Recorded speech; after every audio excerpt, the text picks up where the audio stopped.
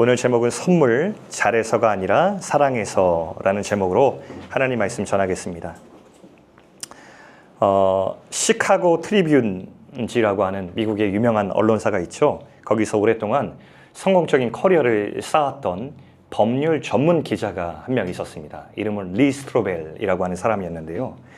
예일대 로스쿨에서 공부를 하고 법률 전문 기자로 승승장구하던 여러 수상 경력을 가지고 냉철한 지상으로 성공을 거듭하던 사람이었습니다. 이 사람의 또 한 가지 특징이 있었다면 이 사람은 철저한 무신론자, 하나님이 없다고 믿는 아주 냉정한 무신론자였습니다. 늘 합리적인 사고로만 검증해야 받아들이고 믿는 그런 사람이었죠. 근데 어느 날 문제가 생겼습니다. 가정 안에서 아내가 교회에 나가기 시작한 것이었습니다. 그리고 예수님 믿기 시작하는 것이었어요. 그게 불편했습니다, 이 사람에게. 무엇보다 불편했던 것은 내 아내가 어떻게 기독교라는 것에 빠져서 신앙을 갖게 됐지? 자기 딴에는 이해가 되지 않는 것입니다. 특별히 이해되지 않는 것이 예수 그리스도의 부활이라는 것.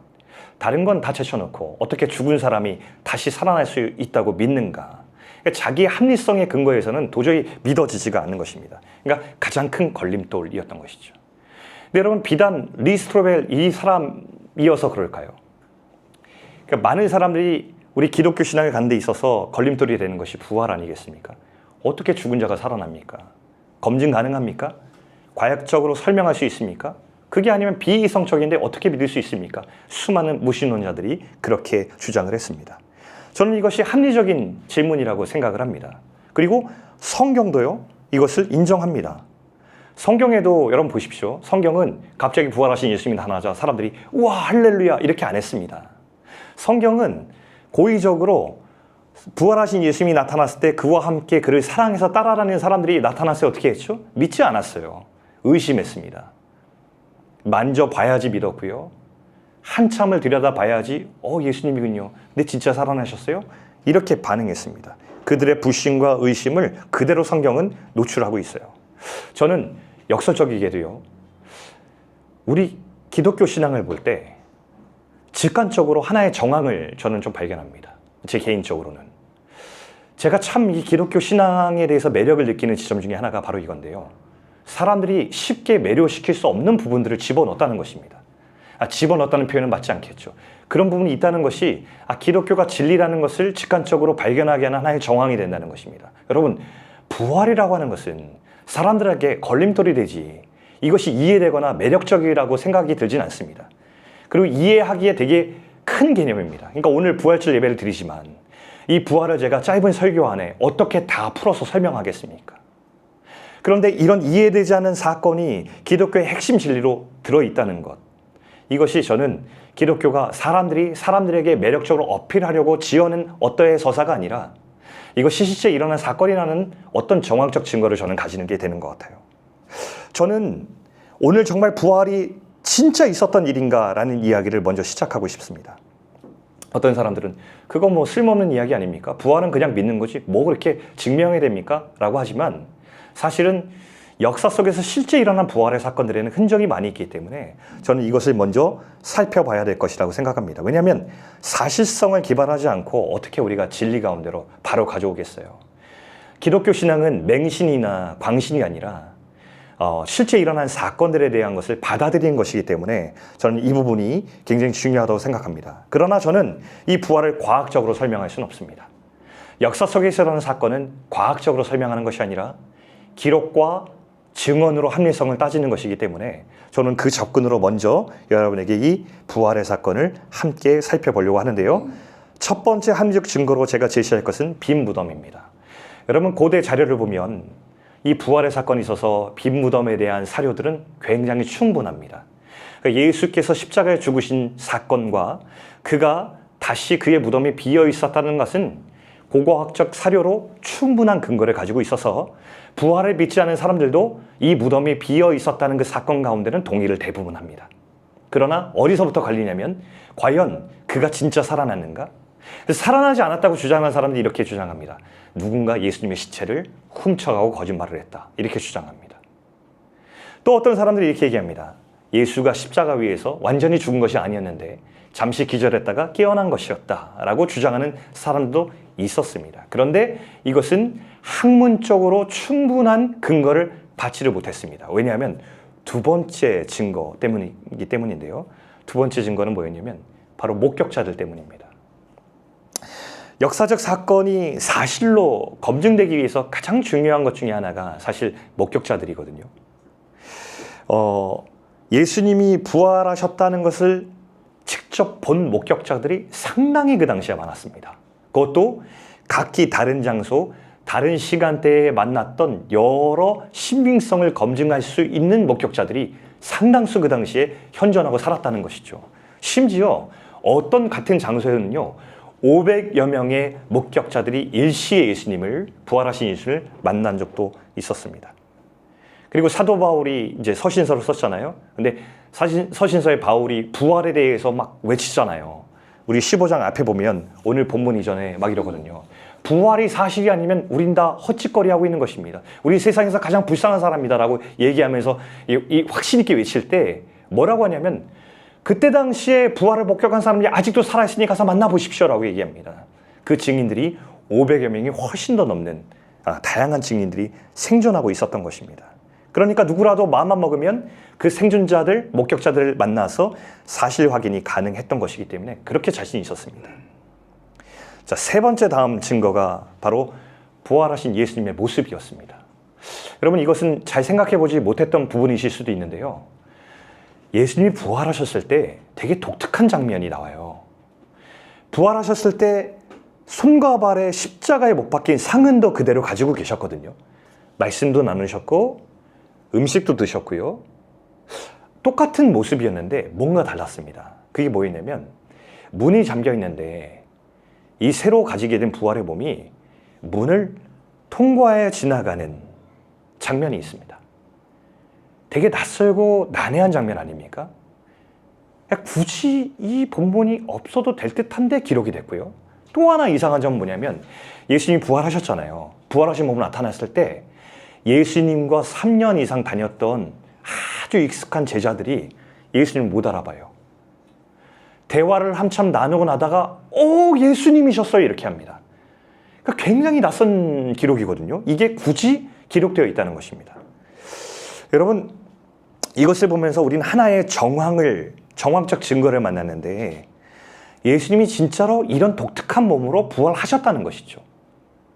진짜 이 몸으로 부활하신 예수님을 만나지 않았다면, 목격자들이 이걸 만나지 않았다면 이런 이상하고 낯선 기록을 굳이 할 필요조차가 없었습니다. 근데 그 모든 제자들이 이 낯선 예수님을 다 같이 만나본 거예요. 그래서 하나같이 복음서의 다른 기자들이 이 독특한 예수님의 몸을 기록하고 있습니다. 마지막 가장 결정적인 증거 하나를 제시하자면 그것은 예수님을 만난 사람들의 변화입니다. 자, 이렇게 주장했거든요. 이 제자들이, 예수님을 따르는 사람들이 예수님이 죽었는데 그 시체를 감추어놓고 음모를 짜고 거짓말하는 것이다 라고 얘기했거든요. 근데 이것이 결정적인 증거로 받아들이지 못한 이유가 있습니다. 뭐냐면 예수님을 따르는 사람이 다 어떤 사람들이었죠? 예수님 십자가 처형 때 다 자기 목숨 부지하고자 도망간 사람이었어요. 아주 재빠르게요. 그리고 숨어서 안 나타났어요. 근데 예수님이 살아나셨을 때 그들이 그럼 예수님을 또 내가 잘못했구나, 예수님 이제 만나야지, 내가 회개해야지 이러고 찾아갔습니까? 아니었어요. 숨어있던 곳에 예수님이 찾아가신 것이었거든요. 근데 예수님 만난 사람들이 그 이후에 하나같이 변화되기 시작하는데 그 다음에 어떻게 변하느냐? 자기 목숨을 걸고 예수님 만난 것을 증언하기 시작합니다. 근데 이런 거죠. 여러분, 이 사람들이 만약에 거짓말이라면 자기한테 이익이 있어야 되잖아요.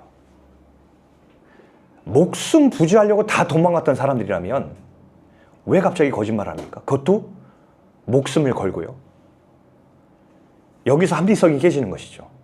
거짓말은 나한테 돌아올 유익이 있을 때에 거짓말하는 것이고요. 이 음모를 꾸며서 나한테 권세라든가 권력이라든가 어떤 유익이 있어야만 내가 거짓말을 하는 거거든요.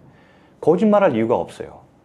목숨을 걸고 죽으려고 거짓말하는 셈인데 이게 타당하지 않은 거예요. 이 목숨을 건 순교자들, 목숨을 걸고 예수님을 따르는 이 사람들의 이 변화가 결정적인 예수 그리스도의 부활을 증언하고 있는 강력한 논증이 되고 있는 것이죠. 여러분, 근데 이럴 수밖에 없는 이유가 있습니다. 왜냐하면 부활은요, 그러니까 우리가 예수 믿는 사람들마저도 부활을 생각할 때 되게 저 너머에서 일어난 어떤 신화적 요소로 이렇게 해요. 부활이 기쁘대요. 근데 진짜 기뻐요? 네. 진짜 기뻐요. 해피 이스터 막 이렇게 얘기하고, 와 부활절입니다 이러고 오는데 막 이런 건 아니에요. 막 집에서 막 이렇게 막 펌핑하고 오는 건 아니에요. 진짜 막 감격이 막 벅찬 감격이 있어요. 그러니까 우리 가운데 부활이라는 것이 왜 기쁜지 생각을 해야 되는데, 그렇지 않고 날마다 교회력에 대해서 철치 캘린더에 계속 돌아오는 날이니까 우리는 관습적으로 기뻐야 하는 날이라는 인식이 있는 건 아닌가라는 생각도 해봅니다. 왜 기뻐야 됩니까? 의미가 있어야 되잖아요. 여러분, 아까 제가 소개했던 그 리 스트로벨이라는 기자 있지 않습니까? 이 사람이 2년 동안 취재를 했습니다. 법률 기자는 이것이 타당한지에 대한 조사와 자료적 근거가 타당해야 하나씩 사실관계를 이렇게 확인하고 그것을 받아들이거든요. 이 사람이 2년여의 노력과 인터뷰와 자료를 모집해 놓은 결과 이 사람이 어떻게 되겠습니까? 예수 그리스도의 부활을 인정하고 기독교의 신앙을 받아들이는 한 사람이 되었습니다. 그리고 그 사람의 삶에 영향을 끼치기 시작하죠. 여러분, 어떤 의미가 있을까 부활이? 이 세상 한복판에서 도대체 부활은 무엇 때문에 일어났을까? 부활은 하나님이 나는 죽어도 살아날 수 있는 존재야라는 것을 과시하기 위한 것일까요? 그렇지 않습니다. 우리 하나님은 성경에 보니 그런 분이 아닙니다.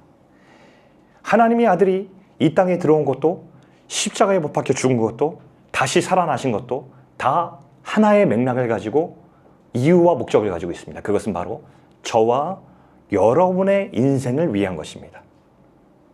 그러니까 부활은 저 너머에 있는 동떨어진 어떤 개념이 아니라, 부활은 바로 저와 여러분의 인생의 아주 곁에 있는, 저와 여러분의 삶을 위한 선물이라는 개념으로 이해하는 것이 가장 정확합니다. 그렇기 때문에 부활은 우리에게 너무 중요하고 모두가 다 알고 받아들여야만 하는 것이죠. 자, 어떤 의미가 우리 가운데 있을까요? 유발 하라리 아시죠? 현재 우리 세계 최고 지성인 중 한 명 아닙니까? 그러니까 이 사람이 쓴 책은 베스트셀러가 되고, 이 사람의 주장이 우리 인류에게 끼치는 지성적 유익이 대단합니다. 그러니까 이스라엘의 역사학자인데요. 2017년에 호모데우스라는 책을 썼습니다. 그 책에서 이 사람이 주장한 것은 인간과 종교, 신의 관계, 이것들을 탐구했는데 이런 주장이었습니다. 아주 간략하게 요약하면 고대의 신을 숭배했던 이유는 질서 때문이었다. 통제력 때문이었다. 사회 질서를 유지하기 위해서 신의 존재가 필요했다라는 것이었죠. 그리고 게다가 그때는 우리가 예측도 할 수 없고 우리 스스로의 삶을 통제할 수 없는 통제 밖에 있었기 때문에 우리는 신이라는 존재에 의존하고 기대는 것이 우리에게 유익했다라고 얘기하죠. 근데 현대에 이르러서는 너무 발전한 거예요. 데이터도 많이 있고 기술도 발전하고 윤택해졌어요. 그러니 우리 스스로 보죠. 우리가 해냈다. 우리에게는 데이터가 있고 우리에게는 삶의 질을 바꿀 만한 능력이 생겼다. 우리가 해냈다. 이제 우리가 신이다.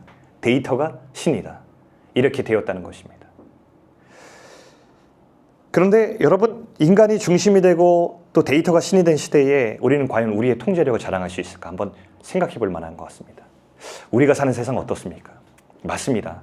데이터가 일하는 시대고 AI가 발달하니까 얼마나 일하기가 편하고 능률이 올라가는지 모르겠어요. 그러나 그것만 있겠습니까? 그 뒤안길, 그 너머를 보면 그 가운데서 AI와 데이터가 신된 가운데서 또 고통받는 사람들이 생겨나지 않습니까? 고민하는 사람들이 생기지 않습니까? 사람들은 그 현대에도 우리가 욕구를 채우면서는 만족들은 많이 늘었을지 모르겠지만 우울과 절망과 중독과 패배감과 실패감, 불안의 문제는, 외로움의 문제는 점점 더 깊어져만 가고 있는 것 같습니다. 인간은 우리가 현실적으로 얻어서 소유해서 얻는 만족과 또 우리가 뭔가 일을 해서 능률을 올리면서 얻는 성공감 외에 또 다른 유의 행복이 필요하다는 것을 반증하고 있는 것이죠. 이것을 깨닫게 해주는 것이 바로 죽음입니다. 내게 해결할 수 없는 문제가 있고 내가 무력하고 내 인생의 의미에 대해서 생각하게 만드는 지점이 죽음이죠. 사람마다 경중은 있겠으나 죽음에 대한 본능적 공포는 인간의 보편적인 감정이라고 할 수 있습니다. 죽음이 우리에게 두려움을 주는 이유가 뭘까요? 죽음은 이거는 이유를 살피기 전에 사람 안에 내재되어 있는 공포입니다. 죽음을 연구한 학자들이 얘기해요. 어떤 사람들은 죽음이 대수롭지 않게, 난 죽음 괜찮아, 죽음은 그냥 죽음이야, 이렇게 얘기하는 철학자들도 많지만 막상 그들도 죽음이 닥쳤을 때 죽음에 대한 공포심이 솟아나는 것을 부인할 수 없었다고 해요. 이건 내재된 공포입니다. 본능적인 거예요. 죽음이라는 것이 내 삶과 존재가 없어진다는 생각 가운데 주는 공포심과 이 죽음 너머에 일어날 일에 대한 정보가 우리가 없기 때문에 사후세계에 벌어질 일에 대한 막연한 공포심, 이것들이 우리 가운데 있습니다. 그래서 사람들은 죽음을 보고 싶지 않아요.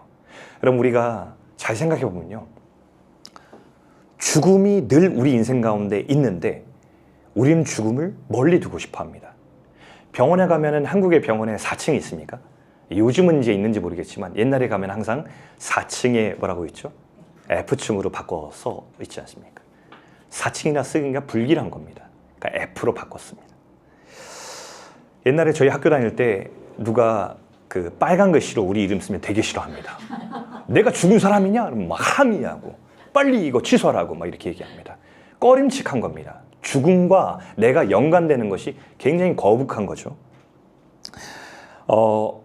죽음과 관련된 직업들 꼭 필요합니다. 그렇죠? 우리 가운데 늘 있어서 항상 사회에 있었던 직업이고 꼭 필요하고 거의 24시간 돌아가고 있는 직업인데도 불구하고 사회적으로 명망이 있는 직업이 된 적이 없고 늘 보이지 않는 곳에 있습니다. 왜 그럴까요? 죽음이 두렵고 찝찝하고 공포스럽기 때문입니다. 또한 죽음은 우리들에게 무의식 중에 벌이라고 하는 인식도 있어요. 누군가 죽으면 인과응보의 개념으로 생각하는 경우도 많고요. 내가 죽을 병에 걸리면 내가 뭘 잘못했나 라는 생각이 먼저 떠오르는 것이 또 우리 사람의 마음이기도 합니다. 그런 생각이 우리의 인식 가운데 자리 잡고 있어요. 인과응보. 막연하게 내 다음에 내가 살아온 인생이 어떤 벌과 이어지진 않을까 라고 하는 두려움이 있고 죽음이 그 벌 중에 하나가 아닐까라는 생각을 하게 되는 것이죠. 그리고 죽음을 맞닥뜨린 우리 인생 가운데 또한 이런 생각도 있습니다. 죽음을 생각할 때마다 내게 끝이 있구나 하는 생각 때문에 이 현실 가운데서도 조급해지기 시작합니다. 죽음이 끝이라는 인식을 한 사람들이 욕심이 나기 시작하는 거죠. 한정된 자원이 있는데 시간은 제한되어 있습니다. 그러니 어떻게 해야 되죠? 빨리 이 자원을 내가 먼저 차지하고 내가 더 가능한 많이 차지하게 되는 마음들이 들어오게 되죠. 그래야 내가 죽기 전에 누리고 더 많이 쾌락을 누리고 더 많이 이 세상 가운데 후회 없는 인생을 살 수 있다는 생각이 있으니 이 세상의 자원도 더 많이 차지하려는 싸움들이 일어납니다. 전쟁이죠. 감정도 마찬가지입니다. 우리 안에 사랑이 없는 이유도 서로 가운데 더 많은 자원을 시간 안에 차지하려는 싸움을 하다 보니까 그것이 우리 가운데 경쟁과 가시로 이어지다 보니까 사랑과 섬김보다는 내가 먼저 차지하는 욕심의 발현이 훨씬 더 내가 살기에 유리한 것입니다. 그래야 살기에 좋은 삶을 내가 살았다고 생각하는 것이죠. 이것이 우리 가운데 있는 삶의 모습이 아닐까 생각합니다. 여러분, 여기에서 주님이 우리에게 주신 부활의 의미가 있습니다. 새 아이를 키우면서 제가 공통적으로 받았던 질문이 있습니다. 똑같은 질문이었습니다. 정말로 토시 하나 안 들리고. 저는 이걸 뭐라고 보냐면 저희 아이들만의 질문이 아니라 인간의 보편적인 질문이 아닐까라는 생각을 하게 되는데요. 저도 물론 했습니다. 아니면 여러분들 질문하셨을 겁니다. 한 번은 얼마 전에 그러는 거예요. 한 아이가, 딸 중에 한 명이 아빠 어제 잠을 못 잤어요. 왜 잠을 못 잤어? 생각하느라요. 무슨 생각을 했는데? 어제 죽음에 대해서 생각을 했어요. 죽음에 대해서 생각을 해보니까 너무 무서웠어요. 그러는 거예요. 뭐가 무서웠냐라고 하니까 무서워하는 이유가 있었더라고요. 나는 죽으면 어떻게 되는지, 난 언제 죽는지, 죽음 뒤엔 뭐가 있는지, 나는 과연 지옥에 가진 않는지, 뭐 이런 여러 가지 것들이 있었어요. 근데 그것만 하는 게 아니라 막내도 그렇게 얘기했고 첫째도 그렇게 얘기했고 똑같은 질문을 제기했었어요. 그때 다 심각한 표정으로 저를 찾아왔었어요. 그때 제가 이런 기억이 나요. 첫째 아이에게 이걸 어떻게 잘 설명할 수 있을까? 이 심각한 표정인 이 아이에게. 그래서 제가 그때 첫째 아이에게 얼마 전에 봤던 나니아 연대기라는 영화를 예를 들어서 제가 설명을 해줬어요. 나니아 연대기가 이런 스토리거든요. 나니아라는 나라에 아슬란이라고 하는 강력한 왕이 있어요. 사자거든요. 근데 사자가 다스리는 왕의 아이들이 이렇게 살고 있었는데 그 중에 한 아이가 하얀 마녀가 다스리는 경계를 넘어가요. 그래서 마녀에게 자기의 영혼을 팔고 힘을 얻으려고 하는데 근데 나중에 이 마녀가 다스리는 나라에서 나오려고 해봐도 나올 수가 없는 거예요. 이미 거래가 생사되었기 때문에. 근데 그때 아슬란 왕이 저 마녀를 찾아갑니다. 근데 원래 아슬란이 엄청 강력해요. 그래서 그 강력한 왕이 어흥 한번 하면요 모든 나라 이제 다 파괴할 수 있는 힘이 있거든요. 근데 거기서 짖지 않아요. 사자가 조용히 고양이가 돼버립니다. 갈기갈기 있는 이 용맹스러운 갈기를 다 면도해버리고요. 그 다음에 마녀가 그 사자의 심장에 칼을 꽂는 장면으로 이렇게 나니아 연대가 이어지거든요. 근데 거기서 처참히 죽습니다. 마녀가 이런 얘기를 해요. 사자가 죽기 전에 이런 얘기를 속삭입니다. 야, 네 꼴을 봐라. 너는 한 아이 때문에 그 아이의 생명을 구하려고 너의 삶을 나한테 지금 주고 있다. 아, 사랑도 많으셔라 라고 조롱하면서 그 칼을 꽂거든요. 근데 저러고 죽어요. 근데 저렇게 끝나지 않죠. 저렇게 죽고 난 다음에 다음번에 찾아갔을 때에 사자를 누였던 그 제단은 깨져 있고 다시 살아난 이 아슬란이 다시 나타나면서 그 다음에 그 하얀 마녀의 나라를 물리치는 이야기를 이렇게 하거든요. 근데 그거를 얼마 전에 아이와 봤던 거예요. 제가 그 얘기를 해줬어요. 영화 기억하지? 봐. 그 아슬란은 하나님과 같아.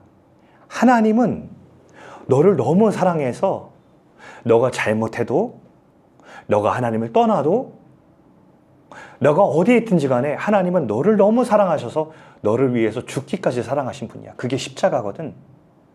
근데 십자가에서 죽으신 하나님은 그대로 계신 게 아니라 다시 부활하셨어. 그래서 그 부활하신 새로운 생명을 너에게도 주셨어. 그게 하나님의 선물이야. 너가 잘해서가 아니라 너를 사랑하셔서 받은 거야.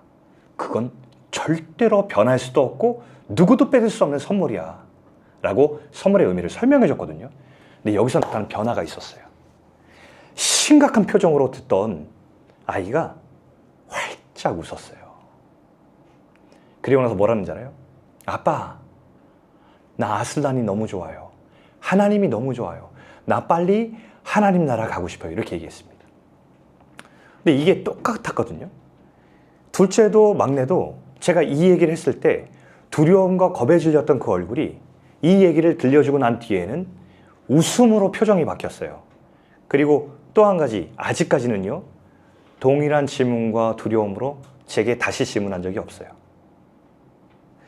천정은이라고 하는 분이 있어요. 여러분 들어보신지 모르겠지만 이분이 피아노를 전공하고 치열한 경쟁 속에서 살았던 분이었는데 되게 부족할 것 없는 삶을 살면서 화려한 피아니스트로 막 살았어요. 그러면서 이분의 꿈이 뭐냐면 내 피아노의 영역에서 가장 성공하고 잘 나가는 1인이 되리라. 근데 그 삶이 고달프고 쉽지 않잖아요. 늘 연습하고 막 하는데 막 묻혀 살다 보니 내가 무엇을 위해서 이걸 하고 있는지조차 잃어버린, 최고가 돼야 되는데 경쟁에서 이겨야 되는데 피아노는 치고 있는데 난 무엇을 위해서 달려가는가 막연해질 무렵에 암에 걸려요.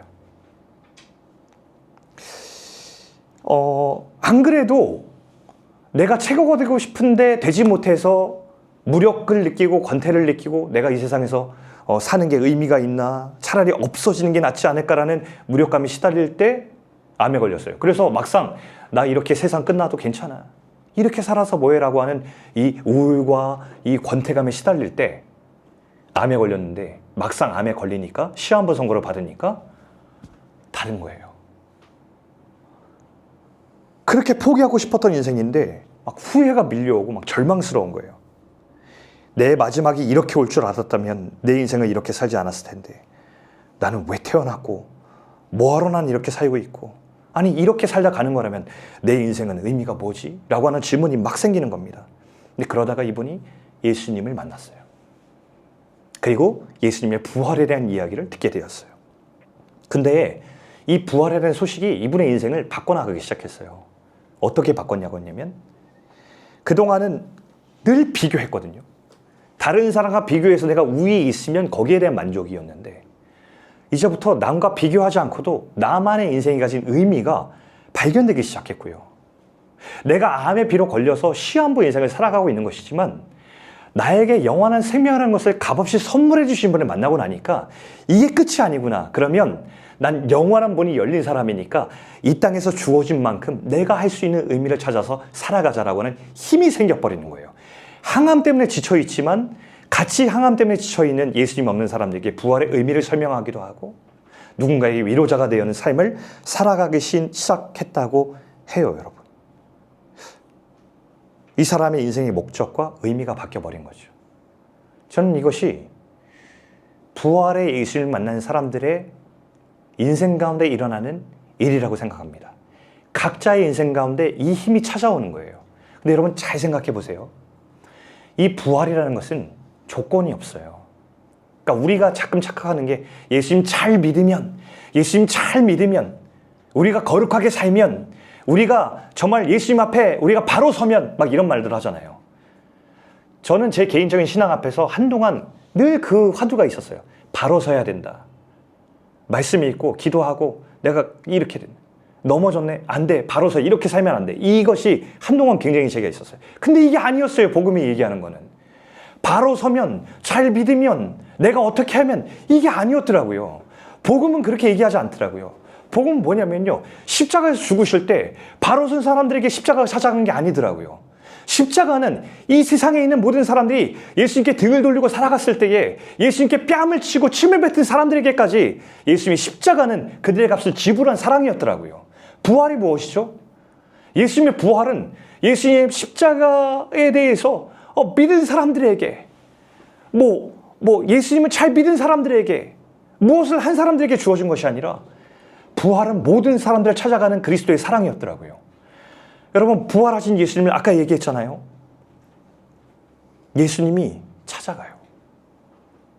특별히 가장 감동적인 것은 베드로를 찾아가잖아요. 베드로가 예수님을 저주하며 부인했어요. 실패자란 말이죠. 그러니까 예수님과 약속했는데 그걸 어겼어요. 완전히 실패하고 무너진 사람이었는데 예수님이 베드로를 찾아가요. 아무 일도 없었던 것처럼 찾아가요. 그리고 계속 베드로에게 했던 말을 또 반복하는 거예요. 베드로야, 반석아,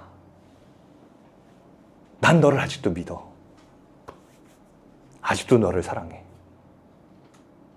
실패하고 패배하고 안 믿어버리고 배신했는데 그 자리에 배신자에게 찾아가서 아직도 너를 사랑하고 아직도 난 너와 함께고 너에게 줄 영원한 선물이 여기 있어. 부활의 선물하고 베드로와 함께 걸어가시는 거 아닙니까? 그게 우리 각자의 삶에 찾아오는 거예요. 이 부활의 예수님은 병든 자에게 찾아가요. 질병으로 고통받고 장애로 고통받는 사람에게 부활의 예수님이 찾아오는 거예요. 네가 병으로 고통받고 있지만 너의 인생은 이게 끝이 아니야. 네가 장애를 가지고 있고 너의 인생이 여기서 고통받고 있지만 너의 삶은 여기가 끝이 아니야. 너의 온전한 몸으로 변화되고 영원한 삶을 살아갈 너의 소망이 여기 있어. 어떤 사람들은 마음의 병이 들어서 힘겹게 살아간 사람들 있지 않습니까? 저는 그런 사람들 많이 만나봤는데 도와주고 싶어도 할 수 있는 게 없어요. 진짜예요. 어떤 위로도 위로가 되지 않아요. 근데 부활의 예수님이 그들에게 찾아가는 거예요. 부활의 예수님이 그들에게 찾아가서 뭘 하라고 할까요? 전 이렇게 하실 것 같아요. 부활의 예수님이 찾아가서 내가 너를 위해서 십자가에 죽었고 너를 위해서 영원한 생명이 예비되어 있어. 네가 힘들고 여기서 삶을 포기하고 싶겠지만 그래도 죽지 말아다오. 살아다오. 여기서 그냥 버티기만 해도 넌 잘하는 거라고. 안아주시고 다독거리는 그 위로자가 부활하신 예수님일 거예요. 우리 인생을 잘 살고 싶고 우리가 바라는 인생대로 가고 싶었는데 잘 되지 않은 인생들이 너무 많아요. 우리 가정들 우리 뜻대로 잘 안 가요. 내가 꿈꿨던 결혼 생활도 잘 안 될 수 있고요. 나와 자녀들과 관계가 난 이렇게 그렸는데 막상 관계를 맺어보니 잘 되지 않는 것들 우리가 경험하는 거잖아요. 나답게 살고 싶고 나도 꿈이 있었는데 살다 보니까 내 꿈은 어느새 망가져 있고 뭔가 살고 싶은 대로 잘 안 가는 거예요. 이런 말이 나오는 거예요. 그러니까 세상에서 이런 말이 이 생망이라고 이번 생 망했다라는 말이 나오는 거 아니겠어요? 근데 부활하신 예수님이 우리를 찾아오는 거예요. 이게 끝이 아니라고. 우리 인생이 절망인 것은 이 인생이 그냥 끝인 것으로 종료가 되었을 때 우리는 절망 가운데 사로잡힐 수밖에 없지만 주님이 그 삶의 문을 여셨다는 거 아니에요. 온전하고 완전한 인생으로 하나님 나라에 살아갈 그 영원한 삶이 주어졌다. 근데 그것이 죽어서 가는 천국에 대한 소망뿐 아니라 그것이 있기 때문에 그 소망이 또 우리 삶으로 몰려 들어오는 거예요. 아, 내가 우울하지만 영원한 생명을 선물로 주신 하나님의 사랑이 내 우울하고 절망스러운 마음속으로 스며 들어오는 거고요.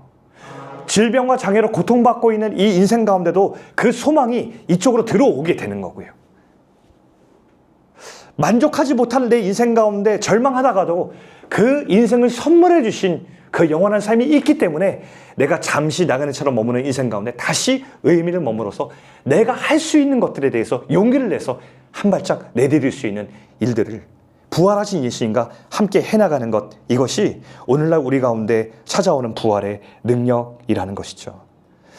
여러분, 고아 같은 인생이 아니라 나를 보내시고 돌보시고 나를 죽기까지 사랑하신 분이 내 곁에 있다라고 영수증을 보여주는 것이 바로 이 부활의 사건이에요.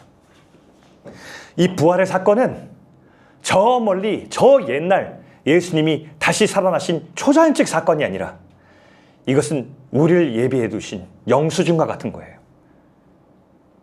예수님은 우리를 떠나실 수 없고 우리 인생에서 누구도 취할 수 없는 영원한 생명을 주셨고 그 부활의 능력이 오늘 내 인생 가운데도 함께 하신다는 이 약속, 이것이 부활의 의미인 것입니다.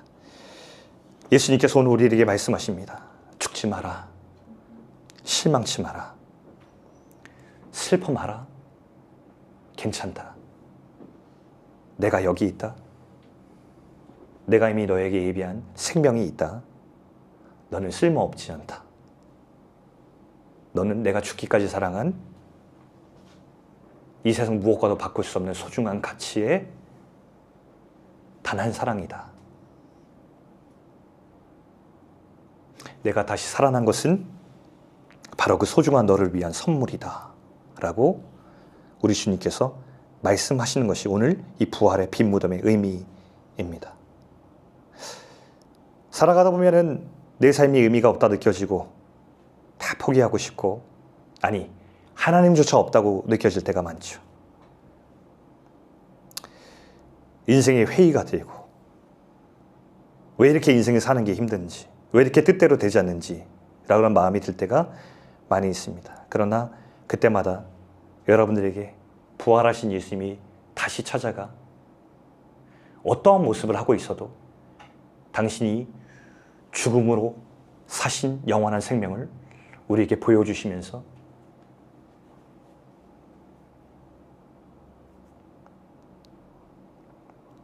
말씀해 주시는 그 하나님이 우리 가운데 있다는 것을 우리 마음속에 깊이 간직하는 오늘 하루가 되었으면 좋겠습니다.